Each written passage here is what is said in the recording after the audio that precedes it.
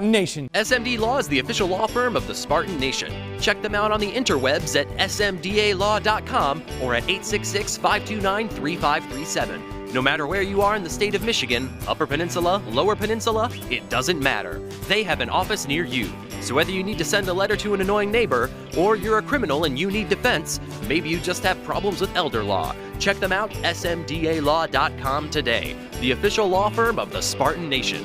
Call them first. Then you act. How will you approach that in the future if you think 100-some guys now, in the future? And I say that, I don't know how many will.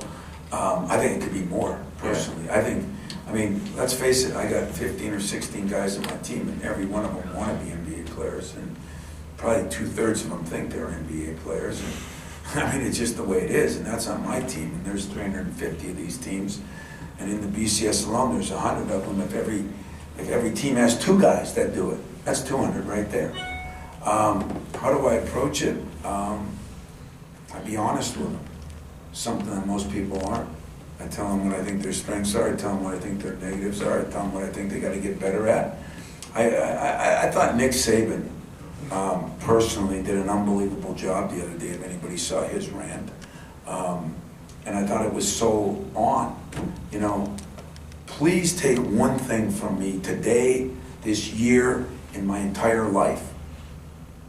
Quit thinking coaches are holding players back or trying to keep players for their team.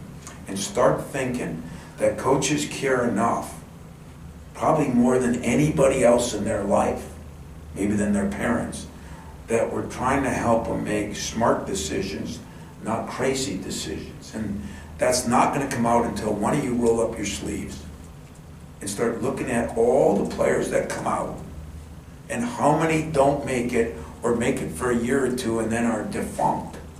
And until that happens, but that's not good news.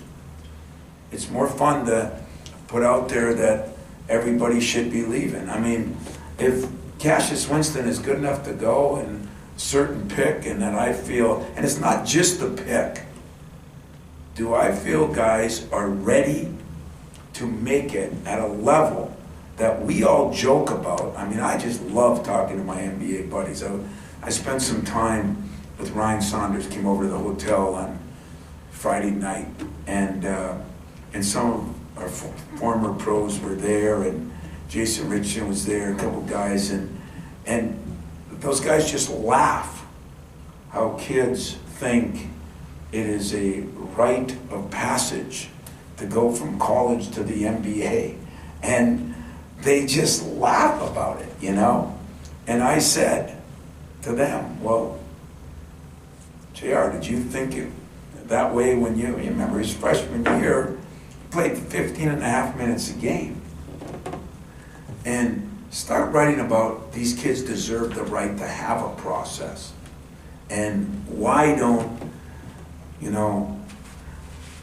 you just said, Fred, I should be dead, or I should stay here till I'm dead, or whatever you kind of indirectly said I should do. Why do I care if I lose a guy?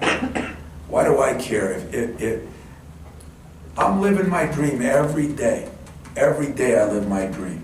Every single day. Now there are days that it's a nightmare. There are days it's a nightmare. But it is what I think I was put on the earth to do, help other people live their dreams. And that's what everybody's put on. You guys are put on the earth to try to, through your messages, to try to make people see things better.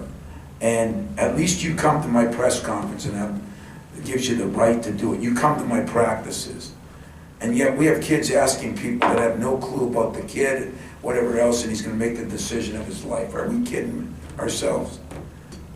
And for the idiots that are out there that are trying to paint us as the people that want to hold on or want to stop our guys from making money or stop them from living their dream to satisfy my program, I'm going to keep my job.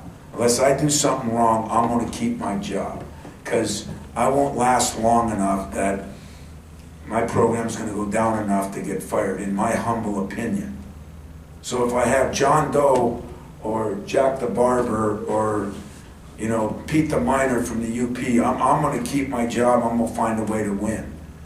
And if I can help another guy get to do what I do, you can bet your bottom dollar I'm going to do that.